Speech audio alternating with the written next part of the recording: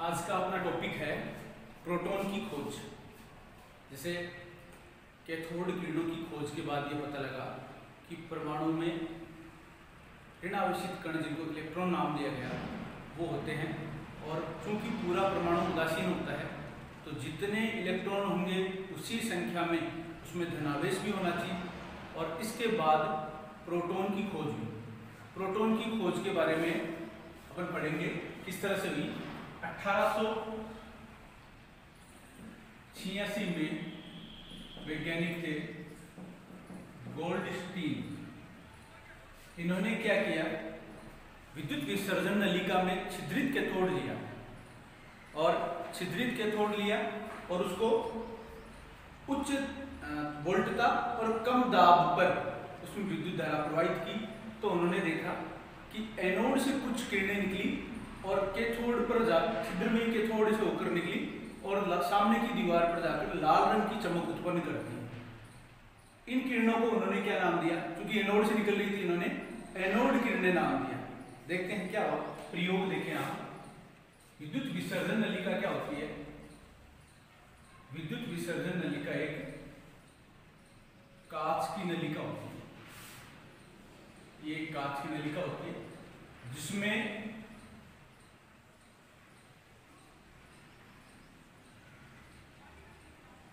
दो इलेक्ट्रोड होते हैं, धन इलेक्ट्रोड और ऋण इलेक्ट्रोड। साथ ही इसमें एक निर्वात पंप जुड़ा होता है जिससे इसमें दाब कम या ज्यादा किया जा सकता है। इसे पूरी तरह निर्वात भी किया जा सकता है। तो ये इधर इस तरह से जुड़ा हुआ है, इसको आप एनोड लिखें। और ये जो कैथोड है ये छिद्र में है, छिद्रित कैथोड।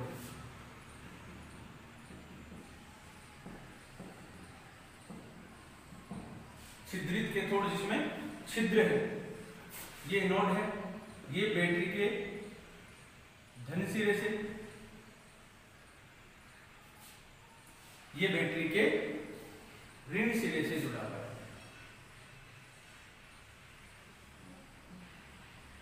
ये इस तरह से विद्युत विसर्जन नलिका आपको बनानी है। अब इसके बाद क्या करना है, यहां से कुछ ये धनावेश वाले जो किरणें हैं ये इस तरह से निकलेंगी और इन छिद्रों से होकर गुजरेंगी। छिद्रित कैथोड लिया है, इनके छिद्रों से होकर आगे निकल जाएंगे और आगे निकलकर यहां इस दीवार पर, यहां पर विद्युत विसर्जन नलिका की छिद्रित कैथोड के सामने की दीवार पर लाल रंग की प्रतिदीप्ति यानी लाल रंग की चमक उत्पन्न करेंगी। लाल रंग की प्रतिदीप्ति या चमक उत्पन्न करेंगी। चमक लिखते हैं आप, ये उत्पन्न करेंगे। और निकली कहां से? ये धनावेशित इलेक्ट्रोड है जो जिसको अपन एनोड कहा जाता है। ये ऋणावेशित भाग है, इलेक्ट्रोड है जिसको अपन कैथोड कहते हैं। ये विद्युत विसर्जन नलिका है, इसको क्या कहेंगे? विद्युत विसर्जन नलिका। तो 1886 में गोल्डस्टाइन वैज्ञानिक थे, गोल्डस्टाइन या गोल्डस्टीन दोनों नाम बोले जाते हैं। इन्होंने क्या किया, एक प्रयोग किया, विद्युत विसर्जन नलिका ली जो कि एक कांच की नलिका होती है जिसमें दो इलेक्ट्रोड होते हैं। एक धन इलेक्ट्रोड जो बैटरी के धन सिरे से जुड़ा होता है, एक ऋण इलेक्ट्रोड जो बैटरी के ऋण सिरे से जुड़ा होता है। और इसमें एक निर्वात पंप लगा होता है जिससे इसमें निर्वात उत्पन्न किया जा सकता है अथवा कम और अधिक वायु दाब किया जा सकता है। यहाँ पर इस बार उसने जो चेंज किया वो इस तरह से था कि एनोड जो था वो सही था, लेकिन कैथोड के रूप में उसने छिद्र वाला कैथोड जिसमें छेद थे, छिद्रित कैथोड का उपयोग किया। जैसे उसने उसके प्रयोग में विशेष बात क्या रही, उच्च वोल्टता एवं कम दाब, ये इसके साथ उसने प्रयोग किया। वोल्टता उसने बढ़ा दी उच्च वोल्टता के साथ और दाब कैसा रखा, कम दाब रखा। तो उसने देखा कि एनोड से कुछ किरणें निकल रही हैं जो कि छिद्रित कैथोड से होते हुए सामने की दीवार पर जाकर टकराती हैं और लाल रंग की चमक उत्पन्न करती हैं। इन किरणों को उसने क्या नाम दिया? ये जो किरणें निकल रही हैं इन किरणों को उसने क्या नाम दिया? एनोड किरणें। क्या नाम दिया? एनोड किरणें। ये जो थी इनको इसने एनोड किरणें नाम दिया। अब एनोड किरणों के फिर उसने गुण देखे, क्या क्या गुण होते हैं। सबसे पहली बात ये धनावेशित किरणें होती हैं, एनोड से निकल रही हैं और जब इनका आगे जाके रिसर्च हुआ पता लगा तो ध्यान पड़ा कि ये धनावेशित किरणें होती हैं। इसके अलावा सीधी रेखा में गमन करती है, धन किरणें भी बोलते हैं, एनोड किरणें बोलते हैं, धनावेशित किरणें भी। तो ये बिल्कुल सीधी रेखा में गमन करती है, आगे दीवार पर टकराकर लाल रंग की चमक उत्पन्न करती है, विद्युत क्षेत्र और चुंबकीय क्षेत्र से प्रभावित होती हैं। विद्युत क्षेत्र और चुंबकीय क्षेत्र से ये रेखाएं प्रभावित होती हैं। इनका E और M का अनुपात यानी इलेक्ट्रॉन के द्रव्यमान और आवेश का जो अनुपात है वो क्या होगा? नलिका में भरी हुई गैस की प्रकृति पर, इस नलिका में कौन सी गैस भरी हुई है उस पर निर्भर करती है। जबकि उसमें अपन ने कैथोड किरणों में क्या देखा था कि E और M का जो अनुपात था वो निश्चित रहता है, वो किसी पर निर्भर नहीं कर रहा था, वो निश्चित रहता है। E/M, E बटा M का जो अनुपात है, E का मतलब क्या हो गया? इलेक्ट्रॉन का द्रव्यमान और M का मतलब E का मतलब हो गया इलेक्ट्रॉन का आवेश और M का मतलब हो गया द्रव्यमान। ये जो चीज है ये आवेश बटा द्रव्यमान, E/M अनुपात। तो ये इसमें निश्चित नहीं रहता, ये इस नलिका में कौन सी गैस भरी हुई है उस पर निर्भर करता है। इसके अलावा ये धनावेशित कणों से मिलकर बनी होती है, ये बात हो गई। और ये द्रव्य किरणें होती हैं, ये भी क्या होती हैं? द्रव्य किरणें ही होती हैं। द्रव किरणें नहीं बोल रहा हूं मैं, द्रव्य किरणें, ये ध्यान रखें। तो इनके एनोड किरणों के गुण, एनोड किरणों के मुख्य गुण या विशेषताएं बता सकते हैं आप।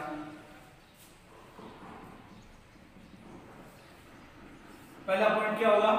ये किरणें सीधी रेखा में गमन करती हैं, जो उसमें लिखा था। ये किरणें सीधी रेखा में गमन करती हैं। दूसरा पॉइंट क्या लिखेंगे? उसमें क्या लिखा था अपन ने? इसमें E और M का अनुपात, इन किरणों का E/M यानी जिसको क्या कहते हैं? आवेश बटा द्रव्यमान का E/M का अनुपात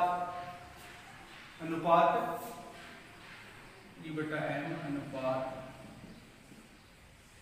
नलिका में भरी हुई गैस पर निर्भर करता है। इन किरणों का E/M का अनुपात नलिका में भरी हुई गैस की प्रकृति पर निर्भर करता है। तीसरी चीज क्या हो जाएगी? विद्युत एवं चुंबकीय क्षेत्रों से प्रभावित होती हैं।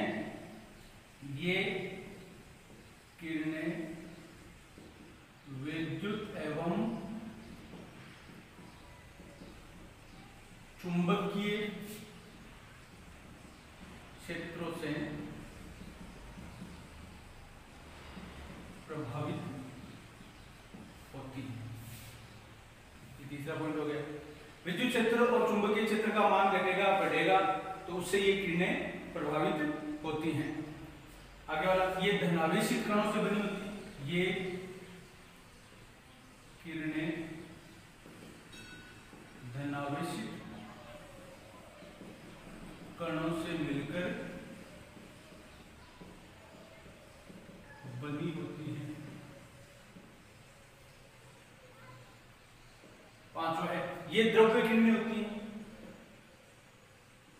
ये द्रव्य किरणें होती हैं। ये 5 पॉइंट मुख्य हैं जो आपको लिखने हैं। 1919 में ये पता लगा कि ये जो इन किरणों में जो धनकण है वो वास्तव में क्या है, प्रोटॉन है। धनकणों में जो कण है उसकी पहचान किसके रूप में की गई, प्रोटॉन के रूप में। अब आपको पता है परमाणु एक उदासीन कण होता है, इसमें जितने इलेक्ट्रॉन होते हैं उतने ही प्रोटॉन होते हैं। और ऐसा इसलिए होता है क्योंकि दो चीजें होती है, एक होती है संख्या और एक होता है आवेश।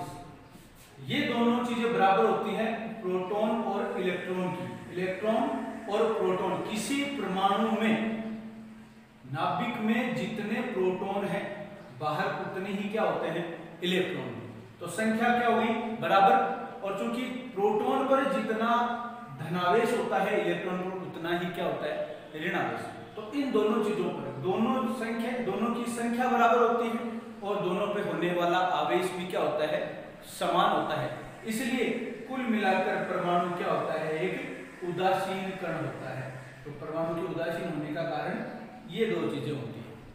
अब इसके बाद में होती है, बात आती है द्रव्यमान की। दोनों में से भारी कण कौन सा है, तो आपको बता दें कि ये जो नाभिक में पाए जाने वाला जो कण है, जो प्रोटॉन है, वो क्या होता है, 1837 गुना भारी होता है। यानी इसका द्रव्यमान अधिक, कितना, 1837 गुना द्रव्यमान अधिक होता है। किसका, प्रोटॉन का, इसका बीच वाले का। और किससे, इलेक्ट्रॉन से। तो ये बात आपको ध्यान रखना। अब इसके बाद में है थॉमसन का परमाणु मॉडल। जे थॉमसन ने परमाणु का स्ट्रक्चर के बारे में, दो कणों की खोज होगी। न्यूट्रॉन जो कि एक उदासीन कण, जिसके ऊपर कोई आवेश नहीं होता, उदासीन कण होता है, तो उसका इतनी जल्दी पता नहीं लगा। पहले ये देखा गया कि जितने प्रोटॉन होते हैं, यानी जितना धनावेश होता है उतना ही ऋणावेश होता है, कुल मिला के उदासीन हो गया। तो हो सकता है तीसरा कण कोई हो या नहीं हो। बाद में उसका पता चला, जेम्स चैडविक ने उसकी खोज की, उसके बारे में बाद में पढ़ेंगे। फिलहाल प्रोटॉन की बात चल रही है। पर तो प्रोटॉन के बारे में सबसे पहली जो परमाणु का जो मॉडल दिया वो किसने दिया, जे थॉमसन ने।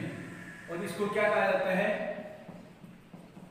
प्लम पुडिंग मॉडल या तरबूज मॉडल। प्लम पुडिंग मॉडल या तरबूज मॉडल भी इसको कहा जाता है, या थॉमसन प्रतिरूप या थॉमसन मॉडल। और कब दिया ये इन्होंने, ये दिया 1898 में जे थॉमसन ने एक परमाणु मॉडल दिया, जिसमें उसने बताया कि परमाणु एक गोला होता है जिसकी त्रिज्या होती है 10 की पावर माइनस 10 मीटर, 10 की पावर माइनस 10 मीटर त्रिज्या का। ये ऐसा मान लो कि ये इसकी त्रिज्या है, इसका नाम ये 10 की पावर माइनस 10 मीटर त्रिज्या का एक ठोस धनावेशित गोला होता है। और पूरे गोले में क्या है, धनावेश बिखरा हुआ है, पूरे गोले में धनावेश है। और इसके बीच बीच में इलेक्ट्रॉन, ये एक इलेक्ट्रॉन ये यहां गया, ये यहां गया, कोई निश्चित जगह नहीं थी। उसने बता दिया कि जिस तरह से प्लम पुडिंग एक मिठाई होती है, प्लम पुडिंग क्या होती है, मिठाई होती है। उस मिठाई में सूखे मेवे जिस तरह से अलग अलग जगह पर बिखरे हुए रहते हैं, या दूसरे शब्दों में कहें कि जिस तरह तरबूज में एक जो खाने योग्य भाग होता है लाल रंग का, उसको तो उसने कहा कि वो लाल रंग तो क्या है, तरबूज में जो लाल रंग वाला भाग है उसको तो उसने क्या बताया कि वो तो है प्रोटॉन, जो कि पूरे तरबूज में फैला हुआ है। और जो उसके बीज हैं, उन बीजों को उसने क्या बताया, इलेक्ट्रॉन। आप तरबूज में देखते हैं, तरबूज में भी इसी तरह का होता है। ये जैसे जहां जहां ये ऐसा मानो कि इलेक्ट्रॉन है वो उसके बीज की तरह है, तरबूज के बीज की तरह है। और बाकी जगह में जो लाल रंग का खाने वाला जो गुद्दा वाला जो भाग होता है वो है। तो विदेशों में एक मिठाई है जिसका नाम क्या है, ये क्या है, मिठाई, इसको क्या बोला जाता है, प्लम पुडिंग।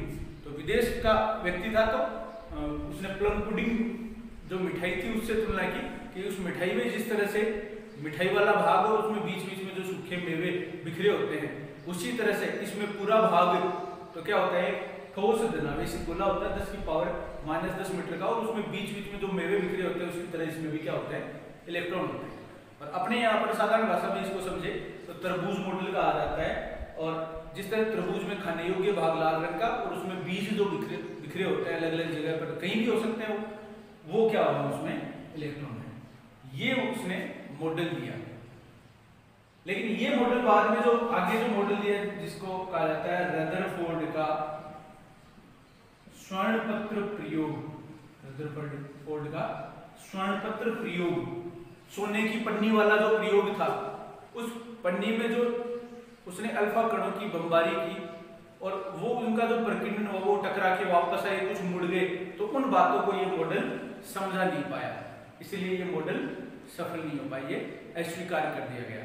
ये था जे जे थॉम्सन का परमाणु मॉडल।